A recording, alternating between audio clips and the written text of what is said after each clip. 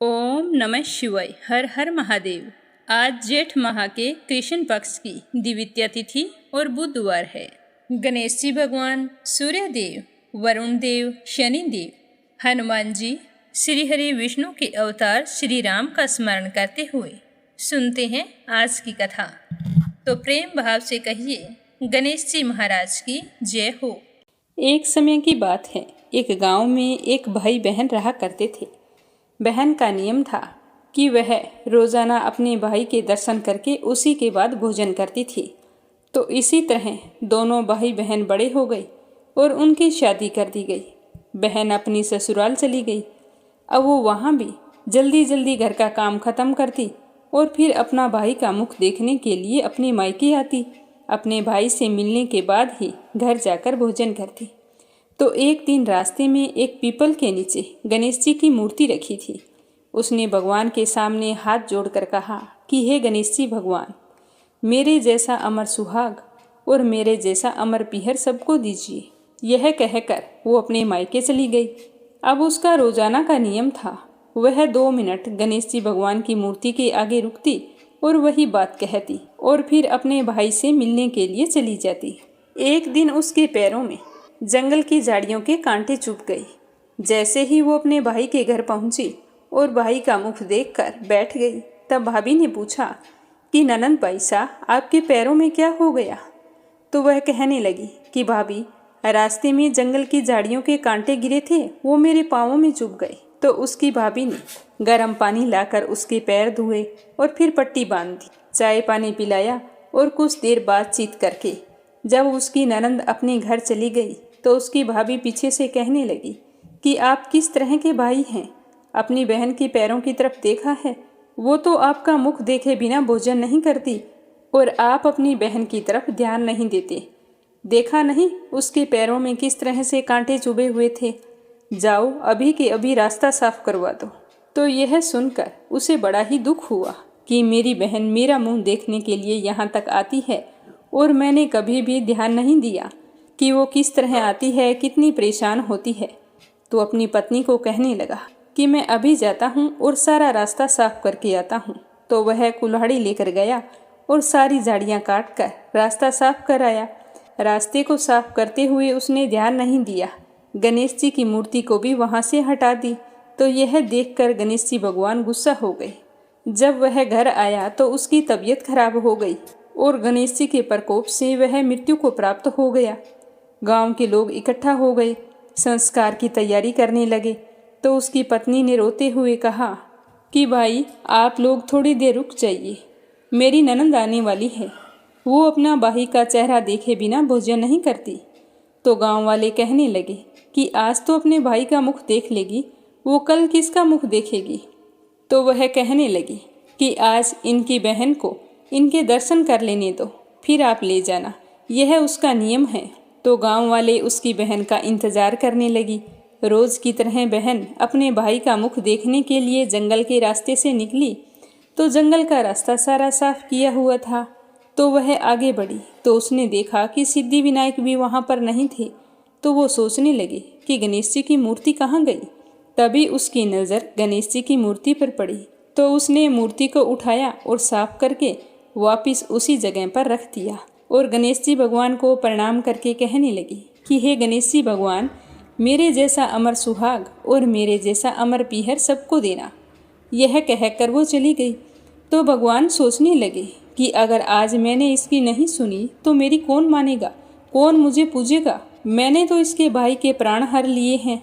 तो सिद्धि विनायक ने उसे आवाज़ दी कि बेटी, इस खेजड़ी की 7 पत्तियां तोड़कर ले जा और उसे कच्चे दूध में घोलकर तुम्हारे भाई के ऊपर छींटा मार देना, तो वह उठकर बैठ जाएगा। तो यह आवाज़ सुनकर बहन पीछे मुड़ी तो पीछे कोई नहीं था। तो वह सोचने लगी कि कौन था, कौन मुझे आवाज़ दे रहा था। कोई बात नहीं, जैसा सुना है वैसा कर लेती हूँ। तो उसने 7 खेजड़ी की पत्तियाँ तोड़ी और अपनी चुनरी के पल्ले बांध ली और अपने भाई के घर पहुँच गई। वहाँ जाकर देखा तो खूब सारे लोग इकट्ठा होकर बैठे थे। भाभी रो रही थी और भाई की लाश रखी हुई थी। तो यह देखकर उसे बहुत दुख हुआ। फिर उसे पतियों वाली बात याद आई। तो जैसे उसने सुना था उसी तरह उसने दूध में उन पत्तियों को घोलकर अपने भाई के ऊपर छिंटा दिया तो उसका भाई तो उठकर बैठ गया और कहने लगा कि बहन, आज तो मुझे बहुत गहरी नींद आई। तो अपने भाई की बात सुनकर उसकी बहन कहने लगी कि भैया, ऐसी गहरी नींद तो किसी दुश्मन को भी ना आई। यह कहते हुए उसने सारी बात अपने भाई को बता दी। तो यह सुनकर उसके भैया और भाभी बहुत ही खुश हुए और गांव वालों को भी यह जानकर बड़ी ही हैरानी हुई। सारे कहने लगे कि बहन में सत्य था जो उसने अपने भाई को मौत के मुंह से वापस निकाल लिया है। और सारे गणेश जी भगवान का जयकारा लगाने लगे।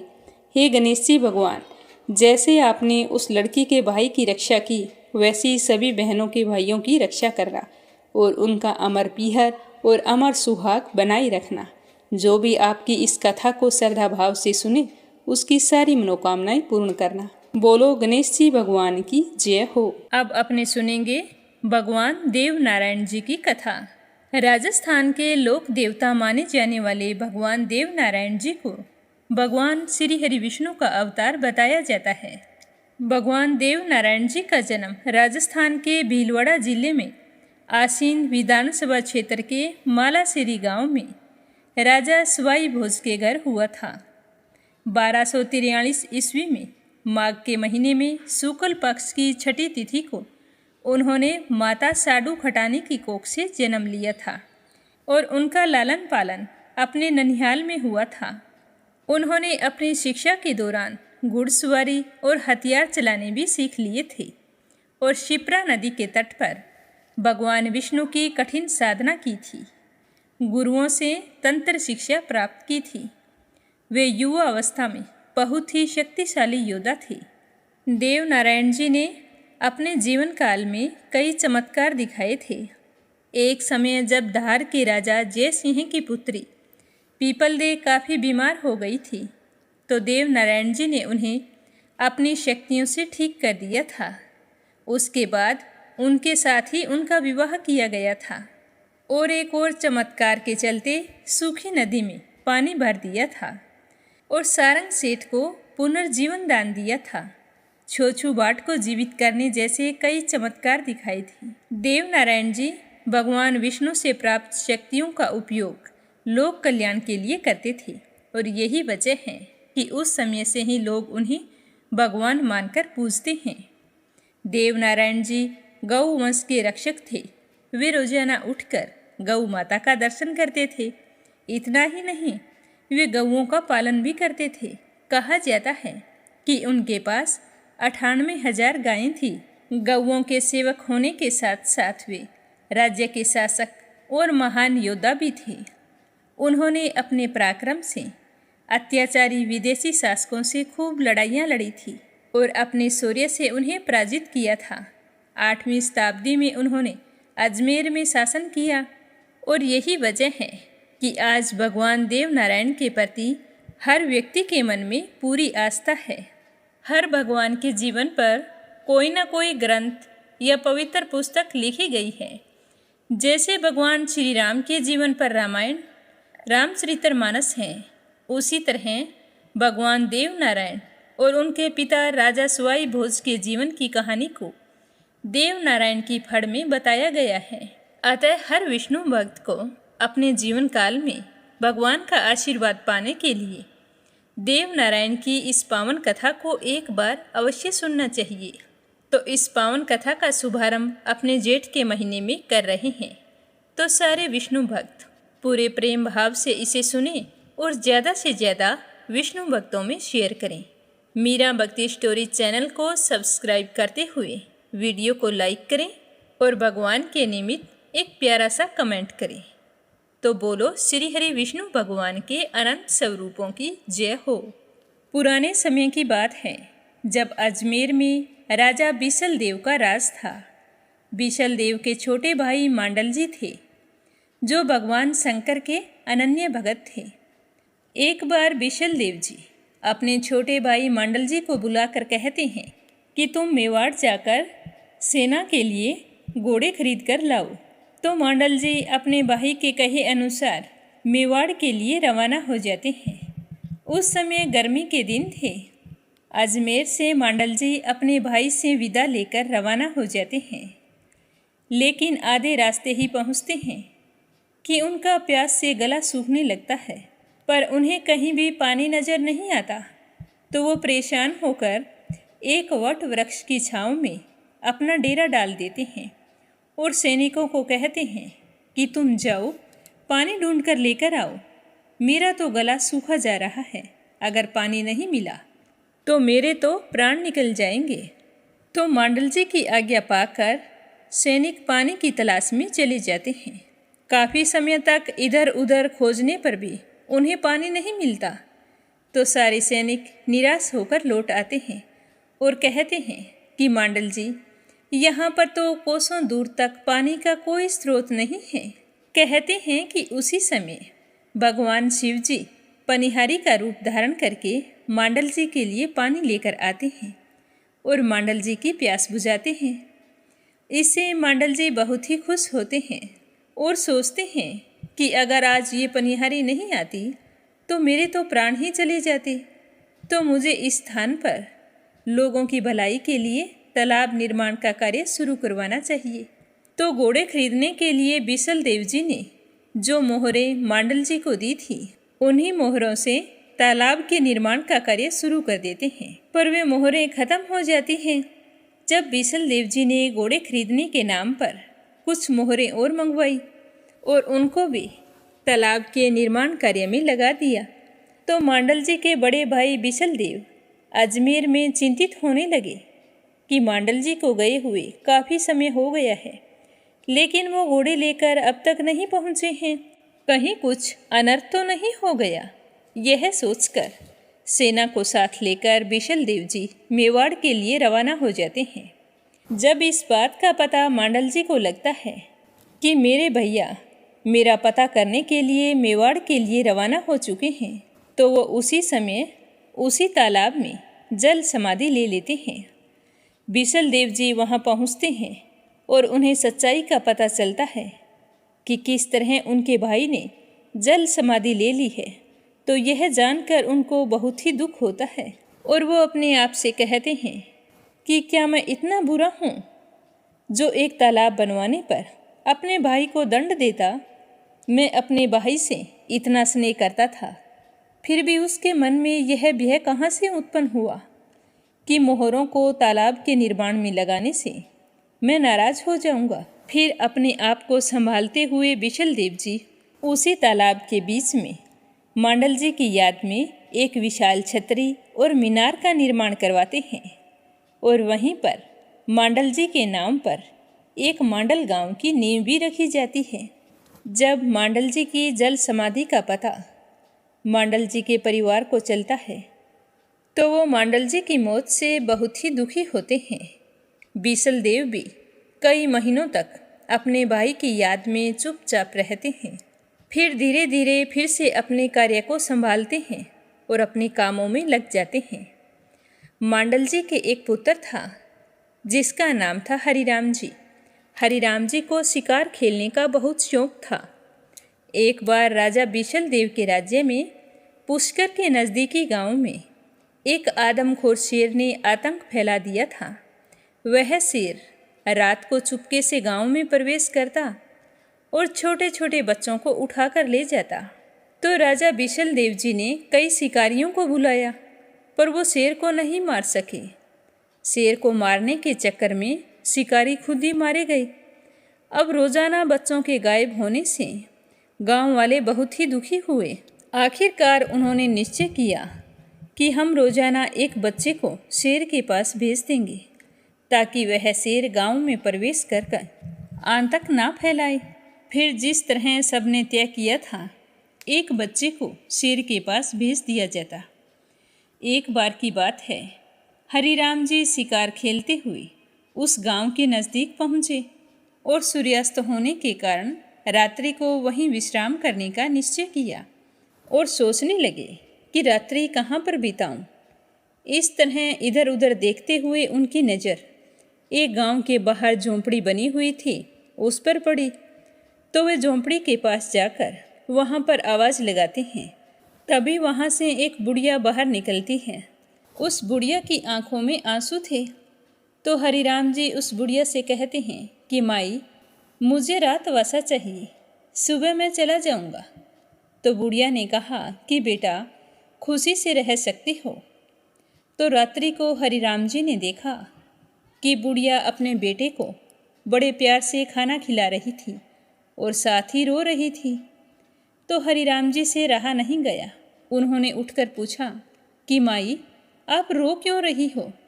तब बुढ़िया ने कहा कि बेटा, यहाँ एक आदमखोर शेर है। वह पहले गांव में आकर आतंक मचाता था। अब गांव वालों ने रोजाना उसके पास एक बच्चे को भेजने का निश्चय कर लिया। आज मेरे बेटे की बारी है और मेरा बेटा ही मेरा एकमात्र सहारा है। इसके बाद मैं किसके सहारे जीऊंगी? इससे पहले भी मेरे एक बेटे को उस शेर ने मार दिया है। यह कहते हुए वह बुढ़िया जोर जोर से रोने लगती है। तो बुढ़िया का रोना सुनकर हरिराम जी का हृदय पसीज जाता है और कहते हैं कि माँ, आपने मुझे आसरा दिया है, इसीलिए मैं आपका कर्जदार हूँ। आज मैं तुम्हारे बेटे की जगह शेर का भोजन बनूंगा। तो हरिराम जी की बात सुनकर बुढ़िया माई कहती है कि बेटा, अतिथि तो भगवान का रूप होते हैं। मैं तुम्हें आसरा देकर मौत के मुख में नहीं धकेल सकती। मुझे इस पाप से मुक्ति कैसे मिलेगी? मैं तो नरक की भागी होऊंगी। मेरा उद्धार कैसे होगा? नहीं नहीं बेटा, मैं ऐसा नहीं कर सकती। अपने बेटे को बचाने के लिए किसी के बेटे की जान नहीं ले सकती। लेकिन हरिराम जी उसकी बात को अनसुना करके जंगल की तरफ चले जाते हैं और शेर की गुफा से कुछ ही दूरी पर आटे का एक इंसान नुमा पुतला बनाकर खड़ा कर देते हैं और खुद पास की झाड़ी में छुप जाते हैं। जब शेर आटे के पुतले को अपना शिकार समझकर हमला करता है तो हरिराम जी झाड़ी से बाहर निकलकर तलवार के एक ही वार से शेर की गर्दन अलग कर देते हैं। इसके बाद हरिराम जी शेर का कटा हुआ सिर हाथ में लेकर अपनी खून से सनी हुई तलवार को धोने के लिए पुष्कर घाट की ओर जाते हैं। उसी रास्ते में लीला सेवड़ी नाम की एक औरत रहती थी, जो सुबह सुबह सबसे पहले उठकर पुष्कर घाट पर नहा धोकर विष्णु भगवान के वराह अवतार की पूजा करने के लिए जाती थी। उसका यह प्रण था कि पूजा करने से पहले किसी भी पुरुष का मुख नहीं देखेगी। वराह भगवान की पूजा समाप्त करने के बाद ही वह दूसरे इंसान का मुख देखती थी। इधर पुष्कर घाट पर पहुंचकर हरिराम जी तलवार को धोने के लिए सीढ़ियों से नीचे उतरते हैं और उधर लीला सेवड़ी, जो वराह भगवान की पूजा कर रही होती है, वह आहट सुनकर पीछे मुड़कर देख लेती है। तो हरिराम जी अचानक सामने लीला सेवड़ी को देखकर हड़बड़ाहट में शेर का कटा हुआ सिर अपने मुख के आगे कर लेते हैं। तो लीला सेवड़ी को हरिराम जी का सिर तो शेर का और धड़ इंसान की दिखाई देती है। वह हरिराम जी से कहती है कि यह तुमने सही नहीं किया। अब मेरे जो संतान होगी वह ऐसी ही होगी। उसका सिर तो शेर का होगा और शरीर आदमी का होगा। इस तरह कहते हुए लीला सेवड़ी कहती है कि मैंने अभी तक विवाह नहीं किया है और आपको मेरे साथ विवाह करना होगा। तो हरिराम जी सोचते हैं कि ऐसी सती औरत कहाँ मिलेगी। यह सोचकर हरिराम जी विवाह के लिए तैयार हो जाते हैं और उन दोनों का विवाह हो जाता है। कुछ समय के बाद हरिराम जी और लीला सेवड़ी के यहाँ एक संतान पैदा होती है, जिसका सिर तो शेर का होता है और शरीर मनुष्य का होता है। पैदा होते ही हरिराम जी उस बच्चे को लेकर एक बाग में बरगद के पेड़ की कोचर में छिपाकर चले आते हैं। दूसरे दिन जब बाग का माली वहाँ पर आता है तो वह देखता है कि सूखा हुआ बाग एकदम से हरा भरा हो गया है। यह देखकर माली सोचता है कि यह चमत्कार कैसे हुआ है। फिर वह पूरे बाग में घूम फिर कर देखने लगता है। तभी उसे बरगद की खोल में एक नवजात शिशु के रोने की आवाज़ सुनाई देती है। तो बाग का माली दौड़कर बरगद के पेड़ की खोल में से उस बच्चे को निकाल लेता है। लेकिन उसे देखकर दंग रह जाता है कि बच्चे का मुख तो शेर का है और शरीर इंसान का है। फिर वह माली उस बच्चे को लेकर राजा बिशल देव के पास जाता है। बच्चे को देखकर हरिराम जी राजा बिशल देव को सारी बात बता देते हैं। तो सारा रहस्य जानकर उस बच्चे के लालन पालन का जिम्मा राजा बिशल देव स्वयं लेने के लिए तैयार हो जाते हैं और उस बच्चे का नाम बाघ सिंह रख देते हैं और जिसे बाघ राव के नाम से भी जाना जाता था। बाघ सिंह की देखरेख के लिए उस बाग में एक ब्राह्मण को नियुक्त कर देते हैं। राजा बिशल देव ने उस बालक को अपने घर पर नहीं रखा था। उसका लालन पालन उसी बाग में राजा बिशल देव की देखरेख में हुआ था। बाघ सिंह उसी बाग में खेलते कूदते बड़े हो जाते हैं। हमारे राजस्थान में यह एक प्रथा है कि सावन के महीने में तीज के दिन कुंवारी कन्याएं झूला झूलने के लिए बाग में जाती हैं। यही जानकर उस दिन बाघ सिंह और ब्राह्मण भी तीज के दिन अपने बाग में झूले डालते हैं। बाघ सिंह अपने बाग में झूला झूलने के लिए आई हुई कन्याओं से झूलने के लिए एक शर्त रखते हैं कि अगर आपको झूला झूलना है तो मेरे साथ विवाह करना होगा। तो लड़कियां पहले तो मना कर देती हैं, लेकिन फिर आपस में बातचीत करती हैं कि फेरे लेने से तो कोई विवाह नहीं हो जाता।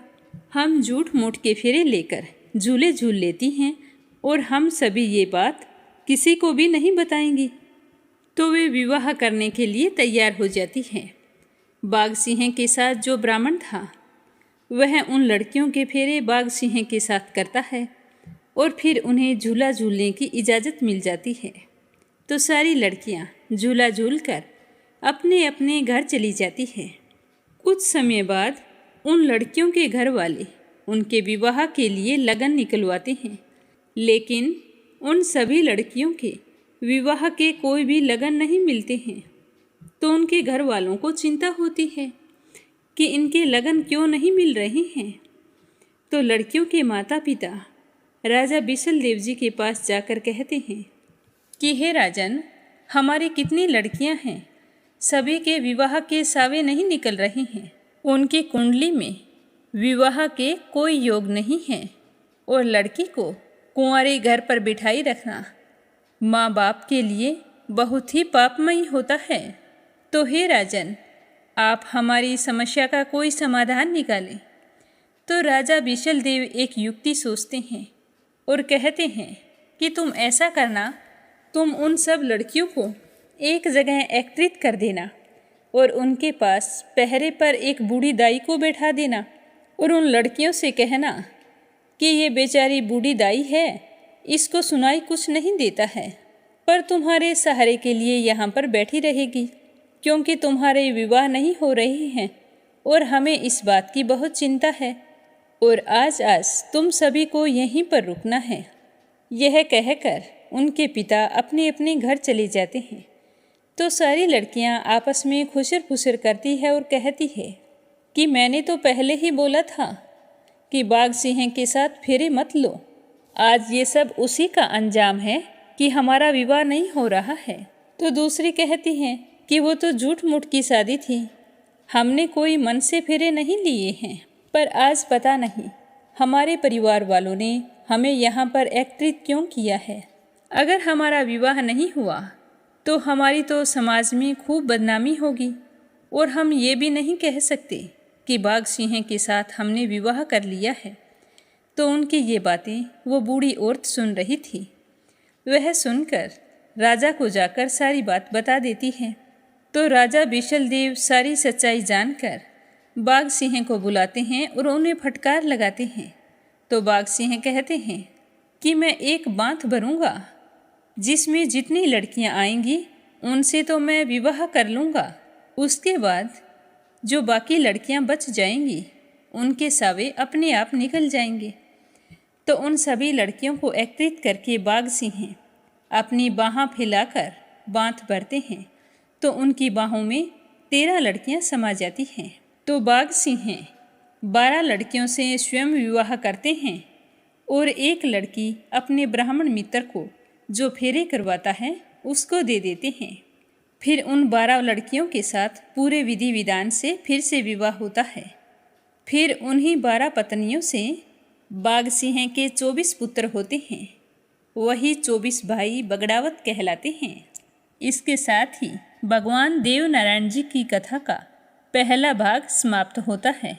दूसरा अध्याय सुनेंगे कल की कथा में। तो प्रेम भाव से कहिए श्री हरि विष्णु भगवान के अनंत स्वरूपों की जय हो। भगवान देव नारायण जी की जय हो। अब सुनते हैं अगली कहानी। प्रेम से बोलो विष्णु भगवान की जय हो।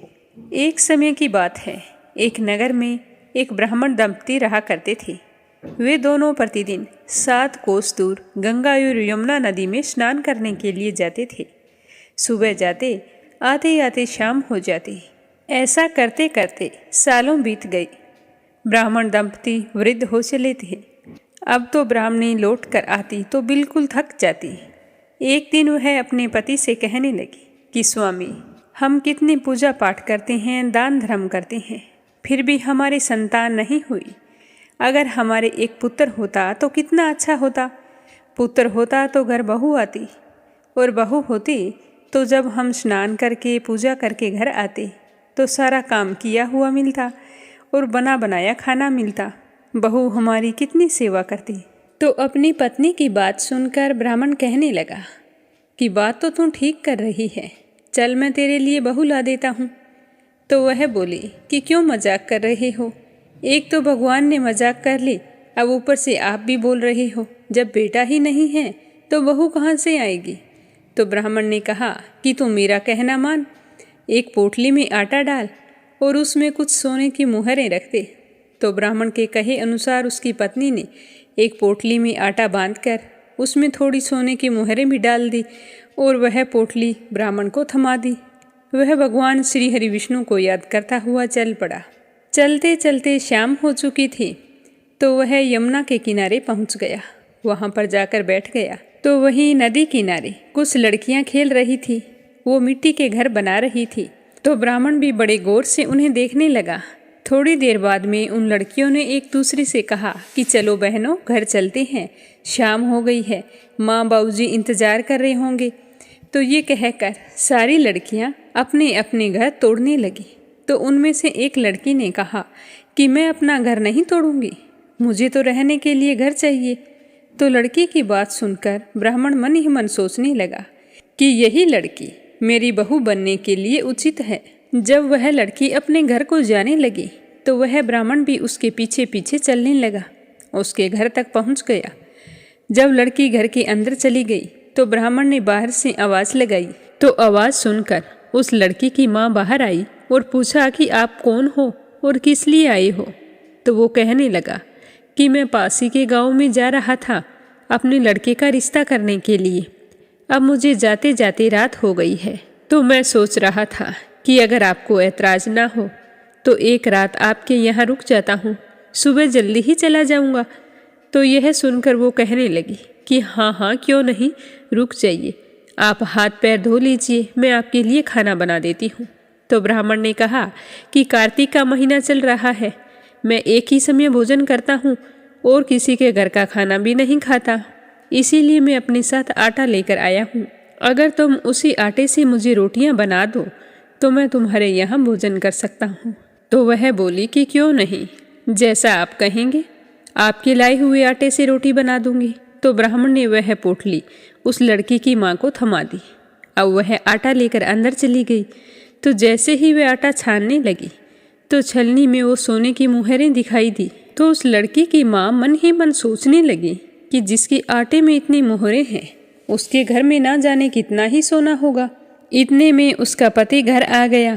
तो वह अपने पति को कहने लगी कि स्वामी, यह आदमी हमारे यहाँ एक रात रुकने के लिए आया है और अपने साथ आटा लेकर आया था। बोल रहा था कि मैं कार्तिक के व्रत करता हूँ तो अपने घर के आटे से ही भोजन करता हूँ। तो ये आटा मुझे थमा दिया। जब मैंने इस आटे को छाना तो देखो इसके अंदर कितनी सोने की मोहरें निकली है। यह तो बहुत ही धनवान लगता है। यह अपने बेटे की सगाई करने के लिए अगले गांव जा रहा है। हमारी किस्मत अच्छी थी, इस गांव में पहुंचा तो रात हो गई तो हमारे घर रात रुकने के लिए ठहर गया। क्या पता हमारी बेटी की किस्मत इनके बेटे के साथ जुड़ी हो। मैं तो कहती हूँ कि आप इनसे हमारी बेटी से रिश्ते की बात तय कर ले। तो उसके पति को भी यह बात जंच गई। वह स्नान करके भोजन करने के बाद में ब्राह्मण देवता के पास गया और प्रणाम करके कहने लगा कि आप कौन से गांव से आई हैं और कहाँ जा रहे हैं। तो ब्राह्मण ने कहा कि मैं तो अपने बेटे की सगाई के लिए जा रहा था। यहीं थोड़ी दूरी पर एक गांव है, वहाँ पर किसी ने मुझे रिश्ता बताया था। तो वो कहने लगा कि आप अगर बुरा ना माने तो मैं एक बात कहूँ, मेरी बेटी के साथ आप अपने बेटे का रिश्ता तय कर दीजिए। तो ब्राह्मण के तो मन की मुराद पूरी हो गई।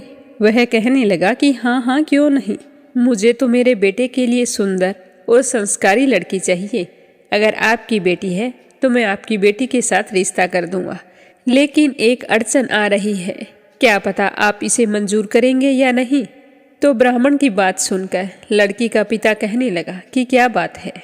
तो ब्राह्मण ने बताया कि मेरा बेटा तो काशी में पढ़ाई करने के लिए गया है और उसकी शादी का मुहूर्त अभी है, तो वो पढ़ाई छोड़कर तो आ नहीं सकता और खांड कटोरे से मैं उसका विवाह करूंगा। अगर आपको ये बात मंजूर है तो रिश्ता पक्का है। तो लड़की के पिता ने लड़की की माँ को सारी बात बताई। तो वो कहने लगी कि कोई बात नहीं, पढ़ाई करने गया है वो, आज नहीं तो कल जरूर आएगा।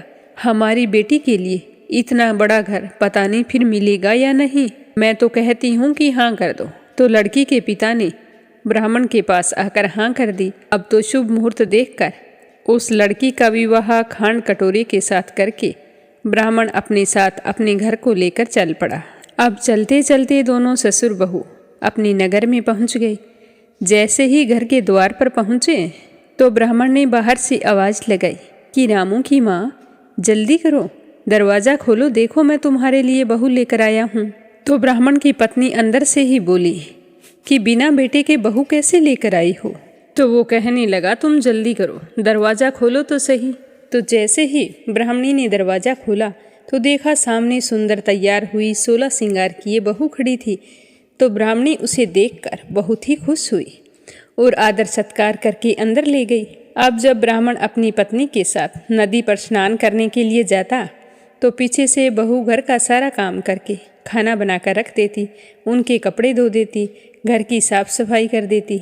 जब शाम को उसके सास ससुर घर आते तो स्नान करने के लिए पानी डालती और फिर उनके हाथ पैर भी दबाती। तो यह देखकर ब्राह्मण दंपति बहुत ही खुश होते और उसे ढेरों दुआएं देते।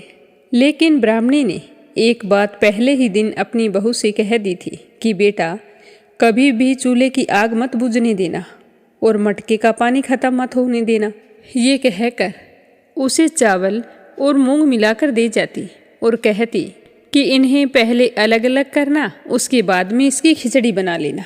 तो बहू जैसा अपनी सास कह के गई थी वैसा ही करती, क्योंकि सास ने तो इसीलिए वो मिलाकर दिया था कि इन सबको साफ करेगी तो समय बीत जाएगा और कामों में लगी रहेगी तो घर से बाहर भी नहीं जाएगी।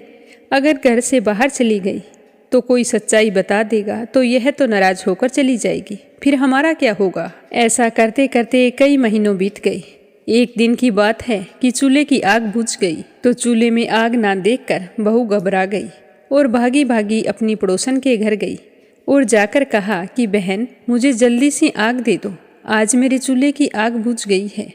मेरे सास ससुर सुबह 5 बजे से गए हैं, अब थके हारे लौटेंगे, मुझे उनके लिए खाना भी तो बनाना है। तो यह सुनकर पड़ोसन कहने लगी कि तू कौन है, किसकी बहू है। तो वो कहने लगी कि आपके पड़ोस में जो पंडित जी रहते हैं, मैं तो उन्हीं के बेटे की बहू हूँ। ये कहकर उसने सारी कहानी बता दी। तो सुनकर उसकी पड़ोसन कहने लगी कि तू तो बावली है, ये दोनों मिलकर तुम्हें पागल बना रहे हैं। इनके कोई पुत्र ही नहीं है, ये तो निसंतान है। इनका कोई भी बेटा बनारस काशी पढ़ने नहीं गया, ये सब कुछ तुमसे झूठ बोल रहे हैं। तो ब्राह्मण की बहू पड़ोसन की बातों में आ गई और कहने लगी कि अब आप ही बताओ मैं क्या करूं।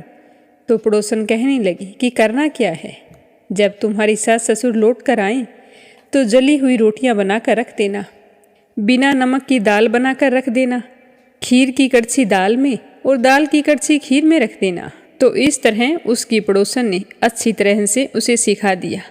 अब वो घर आ गई। घर आकर जैसा पड़ोसन ने कहा था वैसा ही किया। शाम को जब उसके सास ससुर घर आए तो ना उनका आदर सत्कार किया, ना ही उनके कपड़े धोए। तो उसके सास ससुर सोचने लगे कि आज क्या बात है, बहू ऐसे बदली बदली क्यों दिखाई दे रही है। जब दोनों भोजन करने के लिए बैठे तो ससुर को खाना परोसा तो सास कहने लगी कि बहू, आज ये रोटियां इस तरह जली हुई क्यों हैं और दाल भी अलूनी है। तो बहू ने पलट कर कहा कि एक दिन ऐसा खाना खा लोगे तो तुम्हारा कुछ नहीं बिगड़ जाएगा। दाल तो आपको अलूनी दिखाई देती है और मैं आपको फीकी दिखाई नहीं देती। तो यह सुनकर वो दोनों बहुत ही दुखी हुए और सोचने लगे कि आज बहू को सारी सच्चाई का पता चल गया है। तो ब्राह्मणी अपने पति से कहने लगी कि अब क्या करेंगे। तो ब्राह्मण कहने लगा कि अब जो विष्णु भगवान करेंगे वही होगा। इस तरह बतियाते हुए दोनों सो गए। सुबह जल्दी उठे और स्नान करने के लिए गंगा तट पर चले गए। जब वो जाने लगे तो उनकी बहू ने कहा कि ये 7 कोठों की चाबी है, वो मुझे दे दो। तो उसकी सास ने कई देर तक तो आनाकानी की, पर उसकी बहू ने जिद ही पकड़ ली कि आज तो आपको इन 7 कमरों की चाबी मुझे देनी ही पड़ेगी। तो उसके ससुर ने अपनी पत्नी से कहा कि बहू जब चाबी मांग रही है तो दे दो, आज नहीं तो कल इन चाबियों को इन्हें ही संभालना है, तुम चाबी बहू को दे दो। तो ब्राह्मणी ने चाबी निकाल कर बहू को थमा दी और दोनों बड़े ही चिंतित और उदास मन से स्नान करने के लिए चल पड़े। उन दोनों के जाने के बाद में जब बहू ने पहला दरवाज़ा खोला तो देखा उसमें तो खूब सारा अनाज भरा था। दूसरा खोल कर देखा तो उसमें धन भरा हुआ था, किसी में बर्तन पड़े थे। इस तरह करते करते उसने 7वां कमरा खोला तो उसके अंदर देखा कि शिव जी, पार्वती माता, गणेश जी, लक्ष्मी माता, पीपल पथवारी और कार्तिक के ठाकुर, राई दामोदर, तुलसी जी का बिडला, गंगा यमुना, 33 कोटि देवी देवता विराजमान है और वहीं पर एक लड़का चंदन की चौकी पर बैठा माला जप रहा था। तो यह सब देखकर उसने लड़के से पूछा कि तुम कौन हो और इस बंद कमरे में क्या कर रहे हो। तो वो लड़का कहने लगा कि मैं तेरा पति हूँ, तुम अभी इस दरवाजे को बंद कर दो, जब मेरे माता पिता आएंगे तभी इस दरवाजे को खोलना। तो यह देखकर बहू बहुत ही खुश हुई और 16 श्रृंगार करके सुंदर वस्त्र पहनकर तैयार हो गई और घर का सारा काम जल्दी जल्दी निपटा लिया। अपनी सास ससुर का इंतजार करने लगी।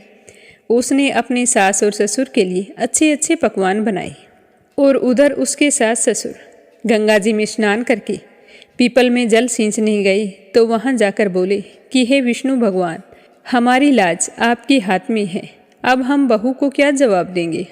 इस तरह दोनों विनती करते हुए वहाँ से वापस घर को चल पड़े।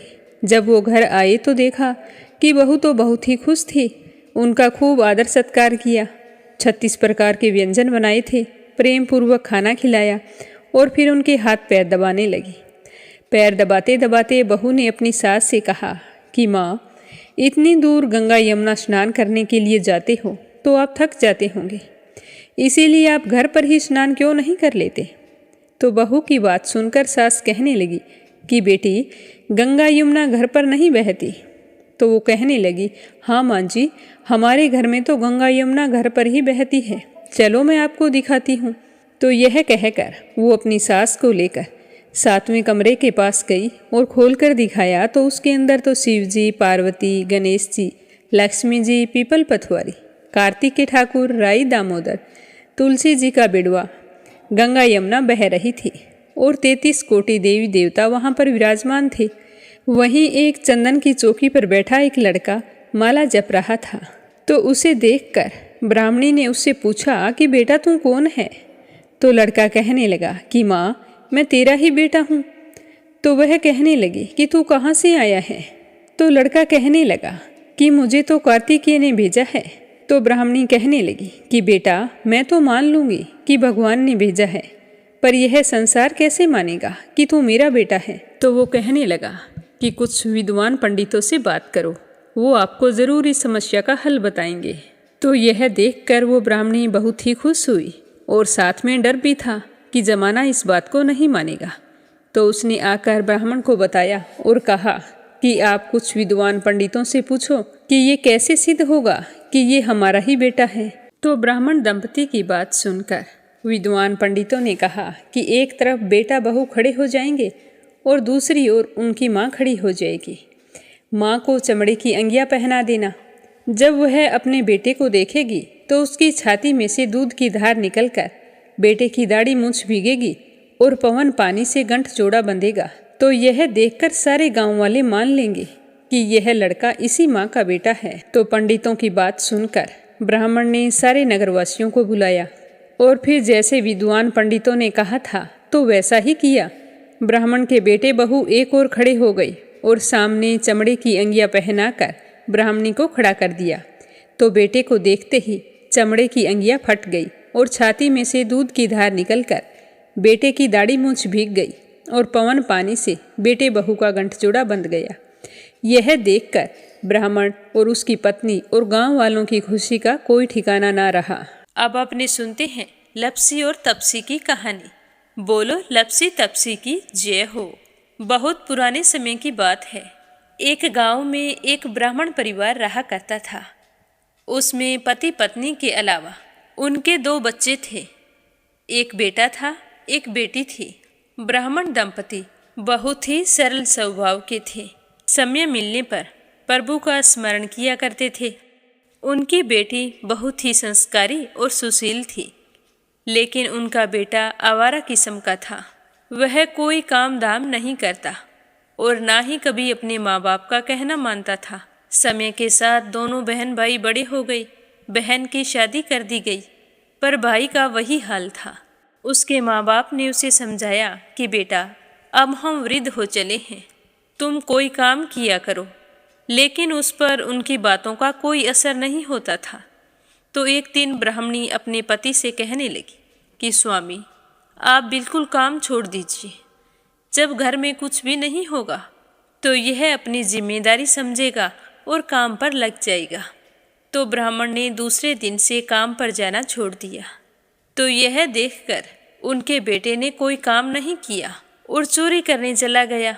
आते जाते राहगीरों को लूट लेता और उसी से अपने घर का गुजारा किया करता था। तो उसकी लूटने और चोरी करने की आदत से सारे गांव वाले उसे लपसी कहने लगे। तो लपसी की इस हरकत से उसके माँ बाप बहुत ही दुखी रहते थे, पर वह किसी की सुनने के लिए तैयार नहीं था। इसी तरह समय बीतता गया। एक दिन की बात है कि लपसी एक पीपल के पेड़ पर बैठा था। तभी शिव पार्वती जा रहे थे। पार्वती माता गहनों से लदी हुई थी। तो लपसी उन्हें देखकर सोचने लगा कि सूरत के कितने गहने हैं, आज ये सारे के सारे लूट लूँगा तो मुझे कई महीनों तक चोरी नहीं करनी पड़ेगी।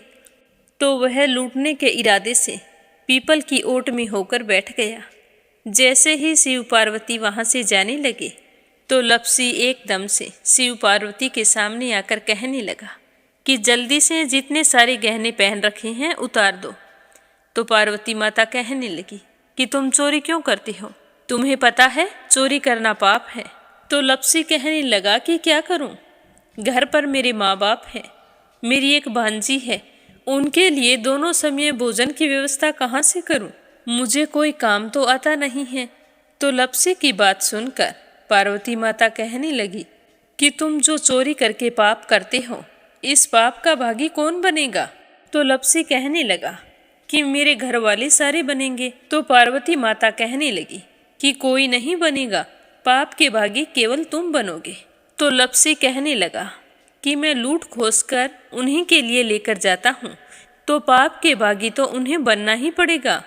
तो लपसी की बात सुनकर पार्वती माता ने हंसकर कहा कि हम यहीं पर बैठे हैं और तुम अपने घर जाओ, अपने घर वालों से पूछो कि कोई तुम्हारे पाप का भागी बनेगा क्या।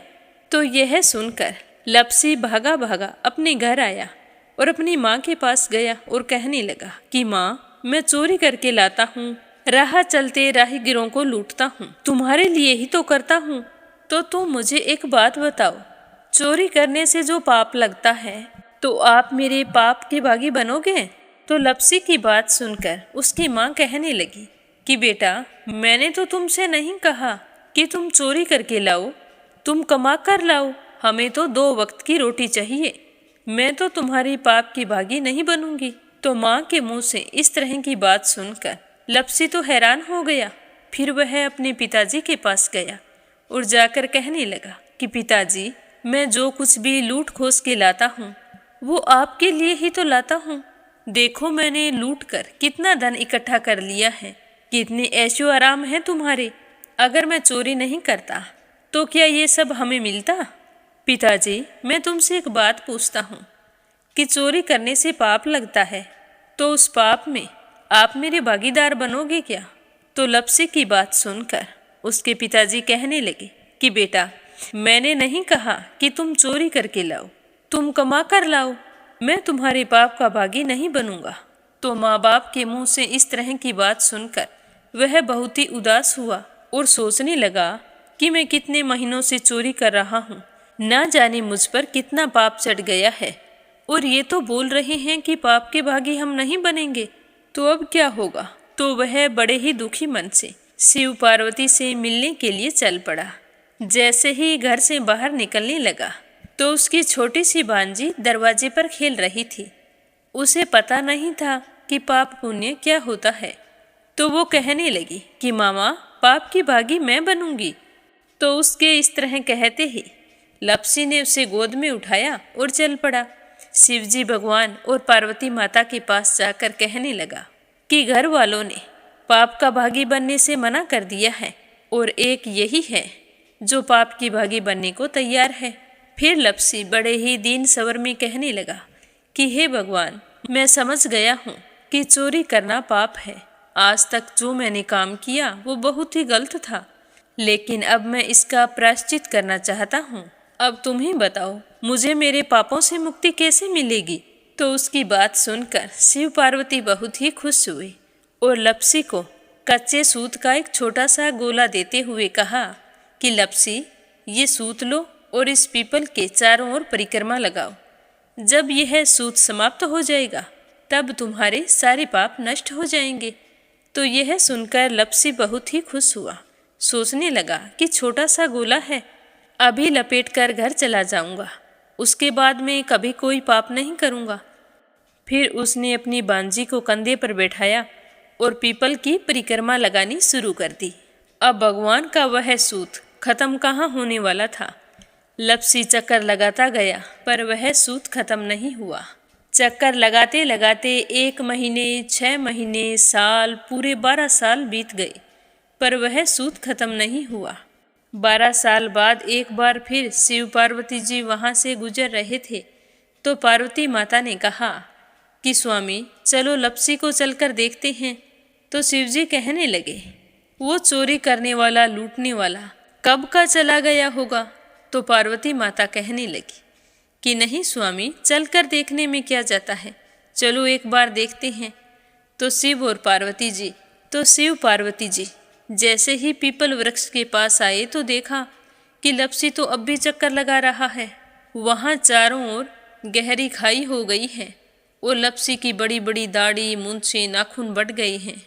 तो यह देखकर पार्वती माता ने कहा कि देखो स्वामी, आप तो कह रहे थे कि वो कब का ही चला गया, देखो इसके मन में सच्ची भक्ति है।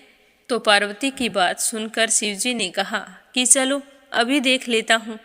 तो यह कहकर शिवजी ने एक सोने का कड़ा लप्सी के आगे फेंक दिया।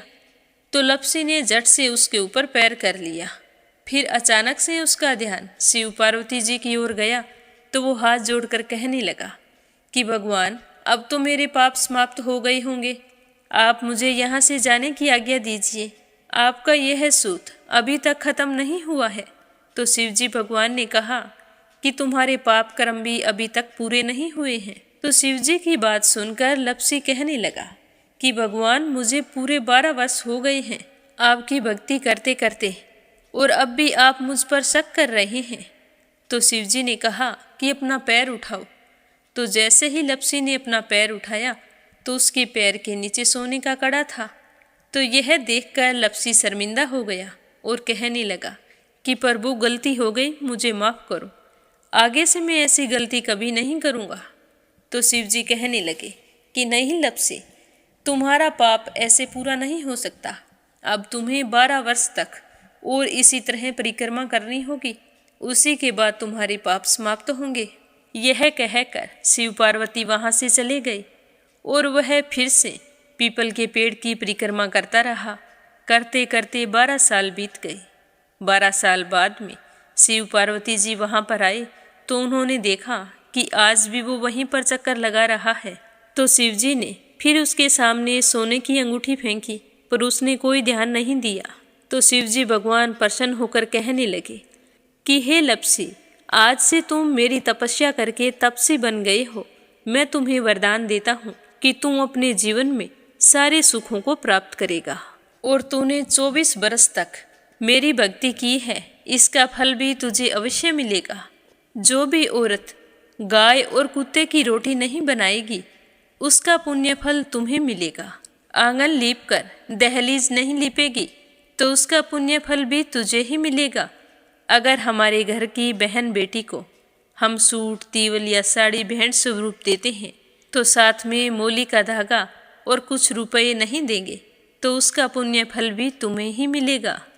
अगर कोई दिए से दिया जलाएगा, तो उसका पुण्य फल भी तुम्हें ही मिलेगा। अगर व्रत और पूजा पाठ में सारी कहानी सुन ले और तुम्हारी कहानी ना सुने, तो उसका पुण्य फल भी तुम्हें ही मिलेगा। कहा जाता है कि तभी से सुबह पहली रोटी गाय की और सुबह की अंतिम रोटी छोटी बनाई जाती है, और शाम को अंतिम रोटी बड़ी बनाई जाती है जो कुत्ते की होती है। और दिए से दिया भी नहीं जलाया जाता। और घर की बहन बेटियों को सूट और तीवल के साथ भेंट स्वरूप कुछ रुपए भी जरूर दिए जाते हैं। और उसी दिन से हर व्रत कथा के बाद में लपसी तपसी की कहानी जरूर सुनी जाती है। और कथा समाप्त होने पर कहा जाता है कि लपसी का फल लपसी को मिले, तपसी का फल तपसी को मिले। हमारी पूजा पाठ का, हमारे व्रत का और हमारी कहानी का पुण्य फल हमें मिले। बोलो लपसी तपसी की जय हो। अब अपने सुनते हैं कथा सुनने वाले प्यारे श्रोताओं के नाम। आज का पहला कमेंट अपराजिता मीना श्रीवास्तव नेपाल से। दूसरा है श्रीचंद यादव गया बिहार से। तीसरा है संजय, सोनिया, हिताक्षी, दीपेश, मयंक हरियाणा से। परमेश्वरी रघुवीर सिंह दिल्ली से। सरला रानी करणपुर से। रेखा धर्मेंद्र शर्मा जयपुर से। इंदिरा तिवारी, शांति प्रसाद तिवारी, शुभांकित, दीपांकित, सुरभि, जया तिवारी, वैभवी, ऐश्वर्या तिवारी उत्तराखंड से। राधा रोहिला दिल्ली से। यूएन तिवारी, इंदिरा तिवारी लखनऊ से। रुक्मणी शर्मा अंबाला से। रजनी वडोला उत्तराखंड से। अनिल कुमार टिहरी करनाल से। मंजुला कपूर पंजाब से। धनीराम धर्मशाला हिमाचल प्रदेश से। शीला सिन्हा, मीरा श्रीवास्तव, ममता श्रीवास्तव, माला छम्मा जौनपुर से। मीनू वालिया दिल्ली से। आनंद शर्मा, मीरा अग्रवाल बंगाल से। रिद्धिमा परमिला, सुरेश यादव धामतरी से। निर्मला सिसोदिया दिल्ली से। सुनीता रानी मेरठ से। मंजू मेहता बारां से। चंद्रकांता दिल्ली से। कोमल निर्मल मुंबई मीरा रोड से। मंजू चौधरी भीलवाड़ा से। प्रीति राजेश अनमोल शर्मा उज्जैन से। शोभा कुंवर पुरोहित अहमदाबाद से। चंदा देवी मुंबई से। शीला देवी पाली से। कमला देवी मंजू कौशिक शहादरा से। इंदिरा रावत पलवल से। सीमा जोशी और रवि कुमार जोशी दिल्ली से हैं और आज इनके विवाह की 20वीं सालगिरह है। आप दोनों को सालगिरह की हार्दिक शुभकामनाएं। भगवान का आशीर्वाद आप पर हमेशा बना रहे, जिससे आप खुश रहें, खूब तरक्की करें। सुदेश नागपाल करनाल से। अनिल सभरवाल दिल्ली से। अर्चना लखनऊ से। मोनिका नागर तिगांव से। बीनू मेहरा दिल्ली से। उषा सेठ बनारस से। गीता गोस्वामी, सुनीता गोस्वामी मेरठ से। के लक्ष्मण दास उमरकोट से। सुनीता गोयल उत्तराखंड रुद्रपुर से।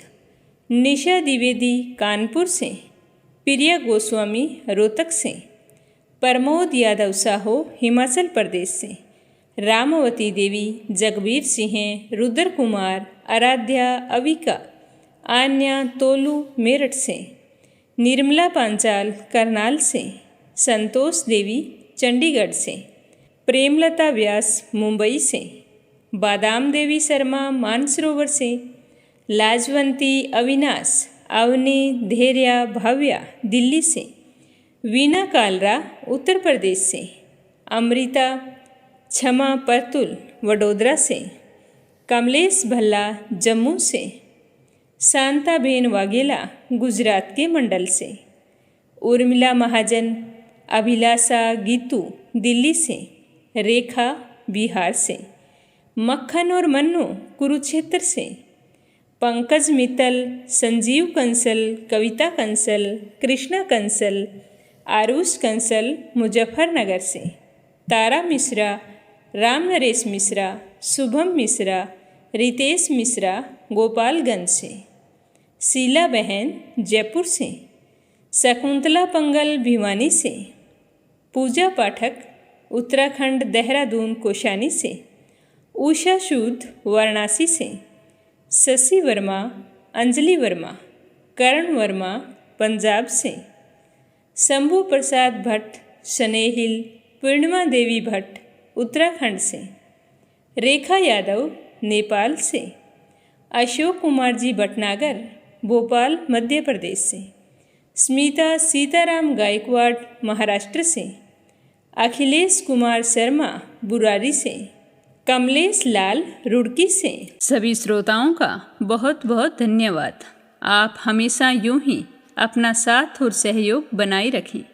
भगवान श्री हरि आपकी समस्त मनोकामनाएं पूर्ण करें। आप सभी की मंगल कामना के साथ ओम नमः शिवाय। हर हर महादेव।